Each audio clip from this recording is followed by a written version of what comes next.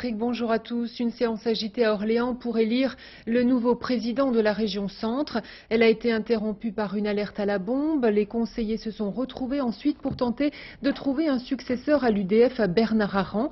Élu le 20 mars dernier avec les voix du Front National, il avait dû démissionner. Le point sur cette matinée de vote avec Olivier Caroff et Bernie Merriot. Aucun candidat n'ayant recueilli la majorité absolue, il sera procédé à un deuxième tour. Ce fauteuil, qui l'occupera ce soir? La réponse se fait attendre en région Centre.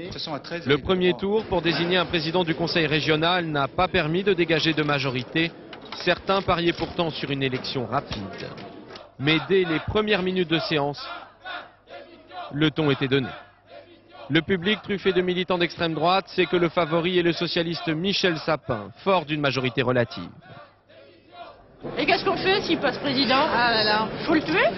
Mais Marie-France Tirbois n'aura pas le temps de répondre à ses troupes. Une alerte à la bombe oblige à évacuer l'hémicycle. Vous avez déjà l'habitude? Oui, c'est arrivé plusieurs fois. Mais pas en session, jamais en session. Une autre habitude à prendre pour la gauche, voir un UDF, Bernard Arran, se porter candidat. Élu président de région en mars avec les voix du Front National, il avait démissionné quelques jours plus tard, contraint et forcé. La droite, en pleine crise, a décidé de continuer à lui faire confiance. Il y a eu des divisions. Eh bien, la droite républicaine reconstitue son unité et c'est une bonne chose. Si le Front National vote pour Bernard Arran, vous ferez quoi? C'est à lui de prendre la décision qu'il a déjà prise, donc là-dessus, il n'y a pas d'inquiétude à avoir. Et pourtant, même s'il présente un candidat, le FN laisse entrevoir sa stratégie. Nous allons voir. C'est la démocratie confisquée.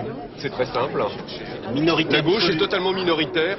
En région Centre, l'interminable feuilleton des régionales semble donc bien parti pour une rediffusion de l'épisode précédent.